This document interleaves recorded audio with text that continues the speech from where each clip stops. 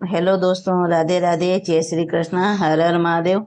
आज हम जानेंगे भगवान महादेव की एक ऐसी अद्भुत कथा जिसको सुनने मात्र से हमें घर में लाभ प्राप्त होते हैं, आमदनी की कभी कमी नहीं होती है। तो आइए सुनते हैं एक गरीब किसान की कहानी। क्या आपने कभी सोचा है कि भगवान शिव अपने सच्चे भक्तों की रक्षा किस प्रकार करते हैं? आज मैं आपको बताऊंगी ऐसे गरीब किसान की कथा सुनाने जा रही हूँ जिसकी भक्ति ने स्वयं महादेव को प्रसन्न कर दिया। एक छोटे से गांव में रामू नाम का किसान रहता था। वह बहुत गरीब था। उसके पास केवल एक छोटा सा खेत और मिट्टी का टूटा फूटा घर था। कई बार उसके घर में दो समय का भोजन भी बड़ी मुश्किल से बन पाता था। वो बहुत ही गरीब किसान था। लेकिन एक बात सबसे अलग थी। रामू चाहे कितना भी दुखी हो, वो हर सुबह गांव के पुराने शिव मंदिर में जाकर जल चढ़ाता और पूरे मन से ओम नमः शिवाय का जाप करता था। गांव के कुछ धनवान लोग उसका मजाक उड़ाते। वे कहते, रामू, इतनी पूजा पाठ से क्या मिलेगा? अगर भगवान तुम्हारी सुनते तो तुम इतने गरीब क्यों होते? रामू मुस्कुरा कर कहता, महादेव जो करते हैं अच्छे के लिए ही करते हैं। समय बीता गया। एक दिन गांव में भयंकर सूखा पड़ गया।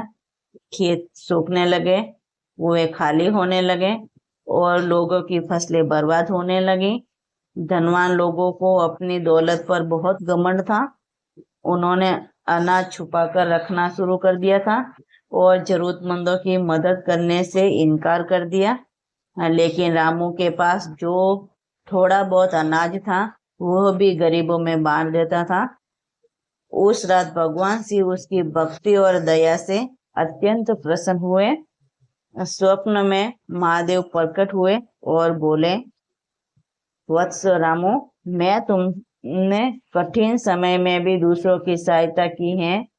न तुम्हारी भक्ति सच्ची है। अगली सुबह एक अद्भुत घटना हुई।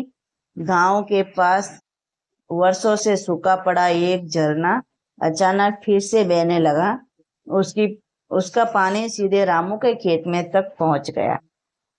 कुछ ही दिनों में रामू की फसल लहराने लगी, जबकि बाकी लोग अभी भी कठिनाई का सामना कर रहे थे।